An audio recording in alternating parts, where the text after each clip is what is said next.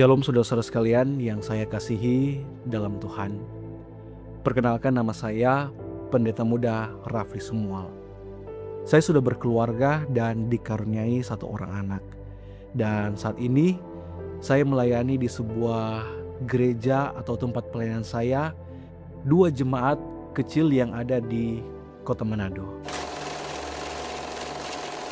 Saya ingin membagikan sebuah kesaksian tentang bagaimana Tuhan menuntun saya bersama dengan keluarga melewati sebuah pergumulan, yaitu pergumulan tentang pendidikan saya dan juga keluarga saya. Dan saya percaya apa yang saya alami ini bukan hanya untuk saya, tetapi ini juga dapat menguatkan iman daripada saudara-saudara sekalian. Jemaat yang saya layani adalah jemaat yang kecil. Karena itu tidak seramai dengan jemaat pada umumnya, ya, yang mungkin kita dapat bayangkan. Ternyata saudara-saudara, di balik dari pelayanan yang tenang itu, ada pergumulan yang tersendiri yang Tuhan izinkan saya alami. 1 tahun berlalu dalam pelayanan itu. Pada satu malam, saya duduk bercerita bersama dengan istri saya. Saya sampaikan kepadanya, saya mau lanjut sekolah. Mendengar hal itu, istri saya langsung bertanya, mau ambil uang dari mana? Kamu saja waktu selesai S1, ijazah kamu belum diambil sampai sekarang karena masih ada hutang. Dan benar, sejak saya ditamatkan di tahun 2019, ijazah saya itu belum diambil karena masih ada kewajiban keuangan yang belum saya tuntaskan. Dan pada malam hari itu, saya sempat merasa putus asa dan berpikir, betul juga ya apa yang dikatakan oleh istri saya. Di saat yang bersamaan, kami juga keluarga sedang mengalami pergumulan yang lain, yaitu kami sedang mencari tempat tinggal. Nah, sebagai keluarga muda, masalah utama yang kami alami adalah masalah finansial. Saat itu kami tinggal di sebuah kawasan perumahan, sementara tempat pelayanan kami berada di sebuah kota. Kami memilih tinggal di sana karena biaya sewa daripada perumahan tersebut cukup murah. Tapi masalahnya adalah biaya transportasi. Saya pun menyampaikan kepada istri saya, kalau bisa kami mencari tempat tinggal yang dekat dengan tempat pelayanan kami. Jadi pada waktu itu ada dua pergumulan besar yang kami hadapi sebagai keluarga. Yang pertama adalah pergumulan tempat tinggal, dan yang kedua pergumulan untuk melanjutkan kuliah. Kurang lebih 2 bulan lamanya saya dan istri saya membawa pergumulan itu di dalam doa. Setiap malam kami berdoa, kedua hal itu yang kami doakan.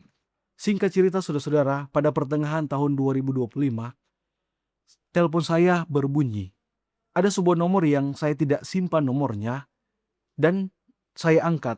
Kemudian terjadilah percakapan di situ, dan di akhir pada percakapan itu ada satu kalimat yang saya ingat. Orang itu mengatakan seperti ini, "Pastor, ada rumah kami yang tidak ada orang tinggal dan itu letaknya di Kota Manado. Kalau pendeta mau, pendeta boleh tinggal di situ." Saudara-saudara, di akhir daripada percakapan itu, saya langsung terkejut ya, dan saya langsung cepat telepon istri saya dan menyampaikan kabar itu. Dia sangat senang, sangat bersukacita mendengar kabar itu. Pergumulan pertama soal tempat tinggal akhirnya terlewati. Dan itu adalah jawaban doa yang Tuhan berikan. Tidak lama setelah itu, pada satu malam, saya kembali bercerita dengan istri saya. Saya tanyakan, bagaimana rencana saya untuk sekolah? Istri saya menjawab, coba saja mendaftar. Saya bertanya lagi, tapi bagaimana dengan hutang? Kan masih ada kewajiban yang harus saya lakukan untuk mengambil ijazah. Karena harus lunas dulu baru ijazah itu ada. Dia sampaikan, coba pergi cek dulu. Saya pun memberanikan diri untuk mengurus keperluan saya di sebuah universitas tempat di mana saya menempuh pendidikan S1 saya. Ada beberapa tantangan yang harus dikumpulkan untuk bisa mendapatkan ijazah tersebut. Yang pertama dari pimpinan fakultas, kemudian dari perpustakaan, kemudian dari bagian administrasi akademik, dan juga bagian keuangan. Saya masuk ke ruangan pimpinan fakultas. Beliau bertanya, kenapa baru sekarang mau ambil ijazah. Padahal sudah 4 tahun tamat. Tapi akhirnya saya tetap mendapatkan tanda tangan itu. Begitu pula juga dengan yang ada di perpustakaan dan di bagian administrasi akademik. Semuanya berjalan lancar. Tempat terakhir saya yang saya kunjungi adalah bagian keuangan. Karena disitulah letak persoalan yang sebenarnya. Karena masih ada kewajiban yang harus saya selesaikan. Ketika sampai di kantor keuangan, saya memasukkan nomor induk mahasiswa saya, dan ketika bagian keuangan memberikan statement, satu hal yang membuat saya terkejut. Saya melihat di situ ada kredit sebesar 600.000. Saya tidak mengerti apa maksudnya. Saya foto itu dan saya kirimkan kepada istri saya. Saya bertanya, apa artinya ini? Dia menjawab, itu artinya ada uang yang kamu punya yang harus diberikan kepada kamu. Saya heran, kenapa justru ada uang yang harus diberikan kepada saya? Awalnya saya tidak percaya, tetapi tanpa banyak bertanya lagi, saya langsung berikan statement itu kepada bagian keuangan. Dan saudara, benar. Pada saat itu juga, saya diberi uang sebesar 600.000, persis seperti yang tertulis pada statement itu. Namun, tantangan yang sesungguhnya baru saja dimulai. Nah, untuk menyelesaikan pendidikan selama 4 semester, saya membutuhkan setidaknya 50 juta. Sementara pada saat itu, uang yang ada di rekening saya itu hanya 1,6 juta. Saya bertanya kepada istri saya, bagaimana kalau ijazah saya sudah ambil, itu saja. Tidak perlu melanjutkan pendidikan. Ya, yang penting ijazah sudah ada. Tetapi istri saya menjawab begini dengan satu kalimat, dan itu menegur saya. Kamu lupa Tuhan sudah tolong kita untuk dapat tempat tinggal. Kamu lupa Tuhan sudah tolong kita untuk ambil ijazah tanpa keluar uang sepeser pun, malah dapat uang. Dengan hanya bermodalkan 1,6 juta yang ada di rekening saya pada saat itu, saya memberanikan diri untuk mendaftar kuliah. Semester pertama saya bisa selesaikan, masuk ke semester kedua. Menjelang akhir dari semester kedua, saya mencoba mengajukan permohonan beasiswa kepada sebuah yayasan.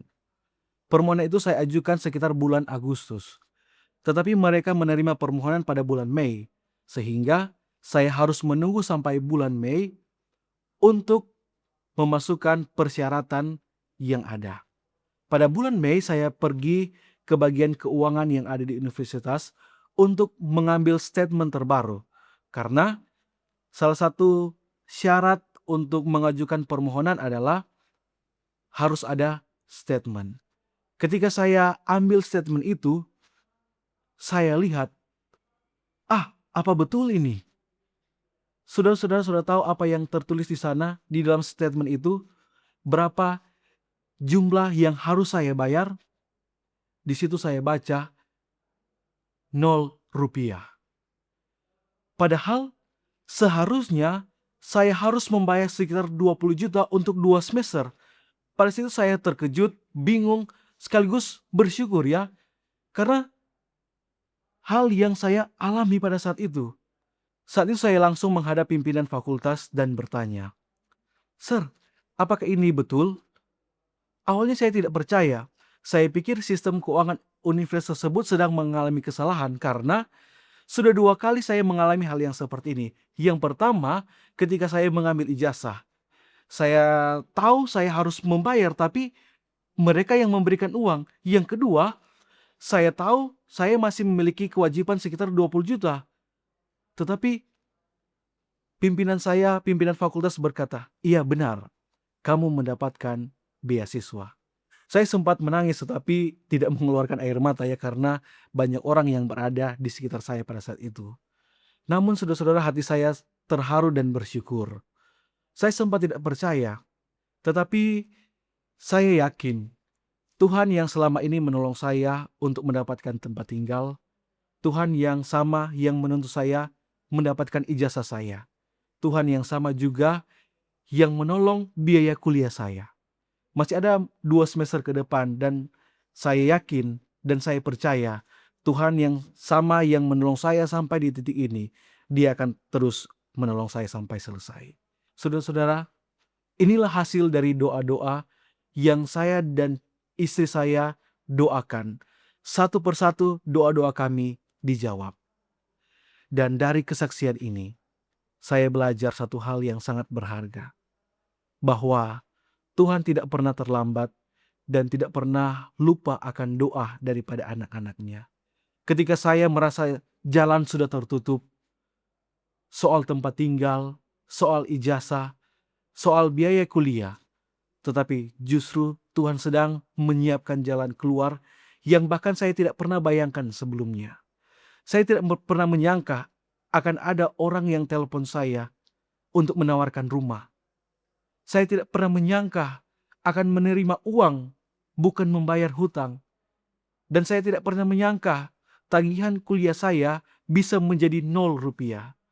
Tapi saya percaya dan saya yakini, sama seperti ayat firman Tuhan yang terdapat di dalam Filipi 4 ayat 19 mengatakan bahwa Allahku akan memenuhi segala keperluanmu menurut kekayaannya dan kemuliaannya dalam Kristus Yesus. Saya juga teringat dalam Yeremia pasalnya yang ke-29 ayat 11, Tuhan berjanji, sebab aku ini mengetahui rancangan-rancangan apa yang ada padaku mengenai kamu, demikianlah firman Tuhan, yaitu rancangan damai sejahtera, bukan rancangan kecelakaan, untuk memberikan kepadamu hari depan yang penuh harapan. Apapun pergumulan yang sementara kita alami saat ini, yang kita hadapi, entah itu persoalan pendidikan, persoalan ekonomi, bahkan keluarga ataupun pelayanan, bawalah itu di dalam doa dengan tekun, sama seperti yang istri saya dan saya doakan setiap hari. Dan Tuhan akan menolong untuk kita dapat melewati akan setiap pergumulan-pergumulan hidup kita. Kiranya kesaksian ini dapat menjadi berkat dan menguatkan iman kita. Tuhan memberkati kita semua.